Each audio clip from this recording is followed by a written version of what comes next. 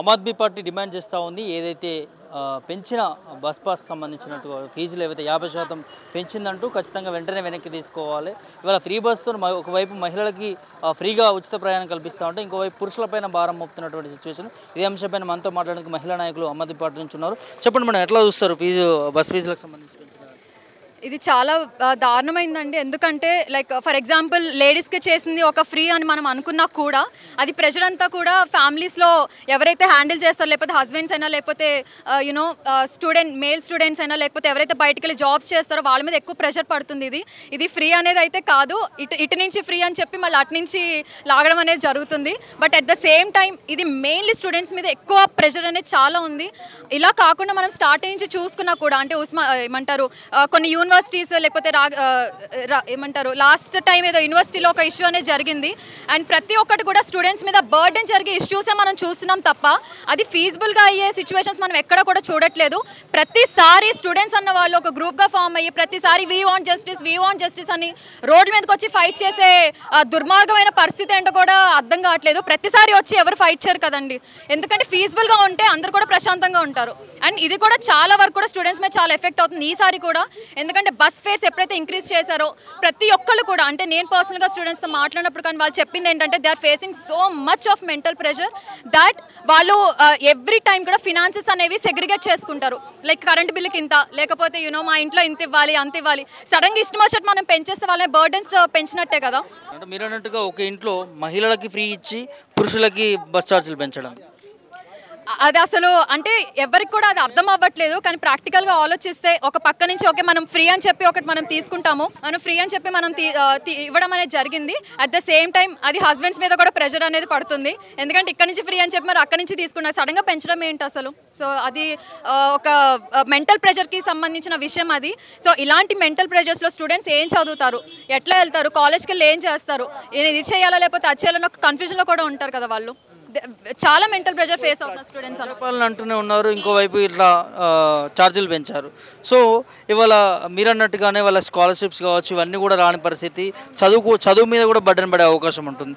ఎందుకు అంటే ఒకవైపు ఫ్రీ బస్ అని గొప్పగా చెప్తా ఉన్నారు, ఇంకోవైపు పెంచాల్సిన అవసరం ఏమొచ్చింది? కనీసం మనం చూసుకుంటే ఇప్పుడు ట్యాక్సెస్ విషయం చూసుకున్నా కూడా మనం సంపాదించే ప్రతిది కూడా ఒక ట్యాక్స్ రూపంలో అది కట్ అవుతూనే ఉంది. మళ్ళా ఆ ట్యాక్స్ విషయం పక్కన పెట్టేస్తే పక్క నుంచి ఫినాన్షియల్గా పెంచుతూనే ఉన్నారు. మరి మనీ అంతా ఎక్కడికి వెళ్తుంది? మనకి ఫినాన్షియల్ బడ్జెట్ ఏమైనా జెన్యూన్గా ఓపెన్గా చూపిస్తున్నారా? చూపించరు. మరి ఆ మనీ అంతా ఎక్కడికి వెళ్తుంది? మనం కష్టపడి సంపాదించేదంతా ఎక్కడికి వెళ్తుంది? అది మెయిన్లీ ఏంటంటే రీసెంట్ గ్రాడ్యుయేట్స్, రీసెంట్గా ఎంప్లాయీస్ ఎవరైతే ఉంటారో స్మాల్ స్కేల్ ఇండస్ట్రీస్ కానీ లేకపోతే అప్కమింగ్ గ్రాడ్యుయేట్ స్టూడెంట్స్ కానీ వీళ్ళ మీద ఎక్కువ బర్డెన్ పడుతుంది. సో ఆబ్వియస్లీ అది మెంటల్ ప్రెషర్ ఎక్కువైపోయి నేను ఫినాన్షియల్ బర్డెన్స్ చూసుకోవాలా, ఫ్యామిలీ బర్డెన్స్ ఫేస్ చేయాలా, నేను ఇప్పుడు వెళ్ళి నేను చదువుకోవాలా, పోనీ కనీసం ఇక్కడ నుంచి అక్కడికి వెళ్ళాలన్నా కూడా బస్సు పాస్ పెంచేస్తే వాళ్ళు జాబ్స్కి ఏం తిరుగుతారు, లేకపోతే ఇంటర్వ్యూస్కి ఏం అటెండ్ అవుతారు. మరి వాళ్ళకి ఫినాన్షియల్ బర్డెన్ ఎక్కువ అవ్వదా? సో ఏమన్నా పాలన అనేది చేయాలి అంటే నాకు ఒకటే ఉంటుందండి. గవర్నమెంట్ అనేది ఏంటంటే it's like we treat them like a mother and father. మన అమ్మ నాన్న మీద ఎలా మనం భరోసా ఇచ్చి మన నమ్మకం పెట్టుకొని మనం ఎన్నుకుంటామో సో మన గవర్నమెంట్ అనేది అట్లా మనల్ని చూసుకోవాలి, ఒక అమ్మ నాన్నలా చూసుకోవాలి. కానీ ఒక అమ్మ నాన్ననే పిల్లల మీద ఎక్కువ ప్రెషర్ పెంచేసి మెంటల్ ప్రెషర్ పెంచేసి వాళ్ళని సూసైడ్ చేసుకునే అంత థాట్స్లా తెప్పించి ఇలా చేయడం అనేది చాలా దారుణమైనది. ప్రస్తుతానికి అండ్ ఫ్యూచర్ అయినా కూడా ఏమన్నా స్కీమ్స్ కానీ ఏమైనా చేసే ముందు కానీ ఒకవేళ స్కీమ్స్ ఇస్తున్నామని ఏమైనా ఇస్తున్నా కూడా అది జెన్యూన్గా చేసి లేకపోతే ఇలా మేము చేసాము అది ఓకే స్కీమ్స్ ఇస్తున్నాం అని చెప్తున్నారు, అది ప్రాపర్గా మరి అలైన్మెంట్ చేయాలి కదా. మరి అవన్నీ ఏమవుతున్నాయి? అండ్ రైతు భరోసా దానికి సంబంధించిన స్కీమ్స్ కూడా ఏం రావట్లేదు. వెళ్ళి మేము చూసినప్పుడు కూడా nothing is going on. And at the same time ఇప్పుడు ప్రెసెంట్ హైక్ అయిన బస్ పాసెస్ ఫేర్ అనేది కూడా చాలా తగ్గాలని నేను కోరుకున్నాం. నమస్కారం అండి, నా పేరు సుధారాణి. ఆమ్ ఆద్మీ పార్టీలో నేను ఒక సెంట్రల్ జోన్ కమిటీ మెంబర్ని. ఈ బస్ ఛార్జీలు పెంచడం అనేది ఒక పురుషుల మీద భారం మోపడం అనేది. ఒకవైపు వాళ్ళు వెన్న పెట్టినట్టే పెట్టి వాత పెడుతున్నారు. ఏ విధంగా అంటే పురుషులకే ఛార్జీలు పెంచుతున్నారు, మహిళలకి ఉచితం అని చెప్తున్నారు. ఇప్పటి వరకు ఇచ్చిన 6 గ్యారంటీల్లో ఇదొక్కటే నెరవేర్చిండ్రు. ఇప్పటివరకు ఇంకా మిగతా 5 గ్యారెంటీల గురించి మాత్రం అసలు ఊసు లేకుండా ఇది పక్కదోవన పట్టించడం కోసం ఇక్కడ ఒకటి ఛార్జీలు పెంచడం అనేది చేశారు. సో దీని గురించి మేము సజ్జనార్ గారికి మేము మెమరాండం ఇవ్వడానికి వచ్చాము. పురుషులకి ఇప్పుడు ఎంత భారం అవుతుంది అనేది మహిళలు కూడా గుర్తుంచుకోవాలా. ఏదో మనకు ఫ్రీ బస్ ఇచ్చారు, మనం ఎక్కినాము వెళ్ళిపోయినామని కాదు. మన నుంచే ఇదంతా ట్యాక్స్ వసూలు రూపంలో చేసి మనకి మళ్ళీ మన మీదనే పెడుతున్నారు అనేది ప్రజలు అనేది గమనించాలి. ఈ కాంగ్రెస్ ప్రభుత్వం వచ్చిన తర్వాత 6 గ్యారంటీల్లో ఒక్క గ్యారంటీ ఇచ్చి ఇప్పుడు ఈ విధంగా కొద్ది రోజులేమో హైడ్రా అనేసి ప్రజలను వాళ్ళ నిద్రపోని రాత్రులు చేశారు.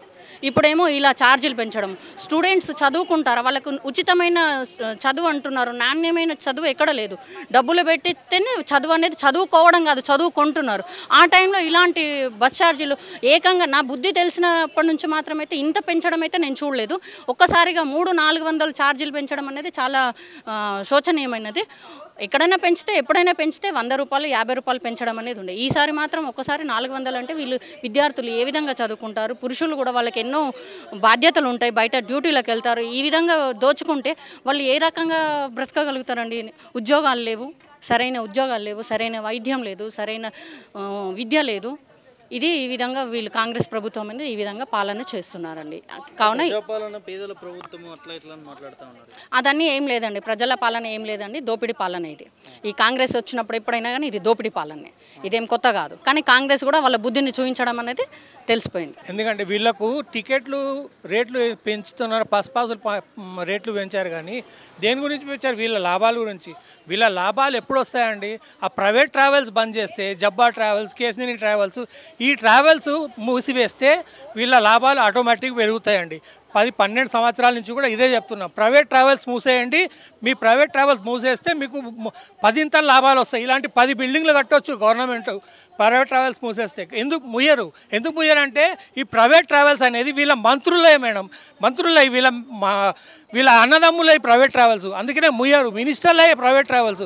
అంతెందుకండి, ఇప్పుడు ఆర్టీసీలో ఉన్న బస్సులు ఈ యూనియన్ లీడర్లే ఉన్నాయండి. ఈ యూనియన్ లీడర్లు బస్సు కొని గవర్నమెంట్కి రెంట్కి ఇస్తున్నారు. వీళ్ళ అండి లీడర్లు, వీళ్ళ మంత్రులు. ఇది గవర్నమెంటా? ఇది పేదల గవర్నమెంట్, ప్రజాపాలన, పేదల పాలన అన్నారు. ఎక్కడ పాలన అండి? అక్కడ కరెంటు బిల్ 0 అన్నారు, వస్తలేదు. అక్కడ రేషన్ కార్డులు అన్నారు, వస్తలేవు. ఎక్కడది ప్రజాపాలన ఉందండి? 500 సిలిండర్ అన్నారు, ఎక్కడుంది 500 సిలిండరు? మీ ప్రజల పాలన కాంగ్రెస్ పక్క ఫెయిల్యూర్ పాలన.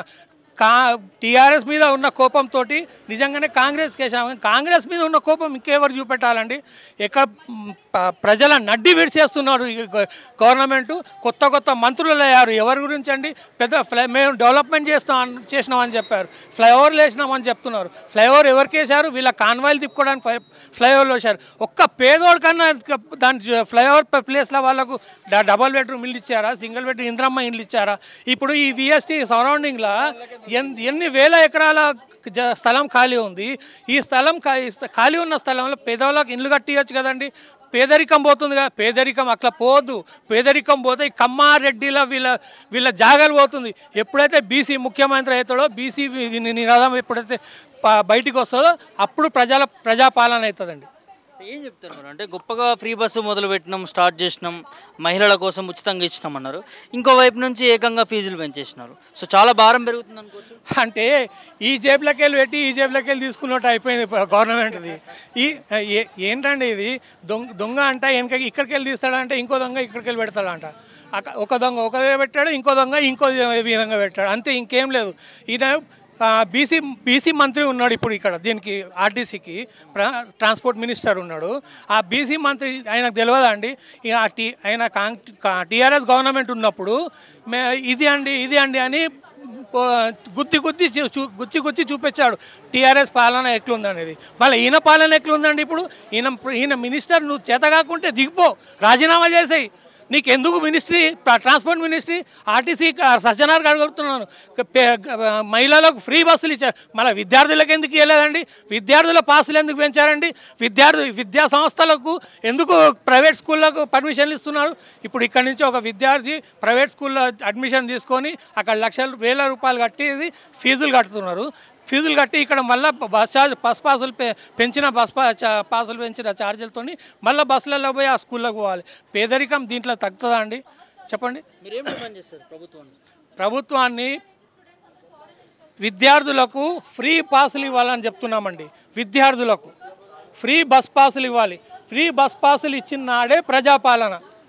ఫ్రీ 500 గ్యాస్ ఇచ్చిన రోజే ప్రజాపాలన. మీరు జీరో కరెంట్ బిల్ ఇచ్చిన రోజే ప్రతి ఇంటికి ఎక్కడండి కాంగ్రెస్ వాళ్ళు ఎప్పుడు ఇంటింటికి తిరగరు, ప్రజలలో ఉండరు. వీళ్ళకు టీఆర్ఎస్ పాలన వాళ్ళ దానిపైన వీళ్ళకు ఓటేశారు. కానీ కాంగ్రెస్ క్యాపబుల్ గవర్నమెంట్ కానే కాదు. విద్యార్థులకు ఫ్రీ బస్ పాస్లు ఇవ్వాలండి. కాలేజ్ విద్యార్థులైనా కానీ, స్కూల్ విద్యార్థులైనా కానీ ఫ్రీ బస్ పాస్లు ఇవ్వాలనేది మా డిమాండు.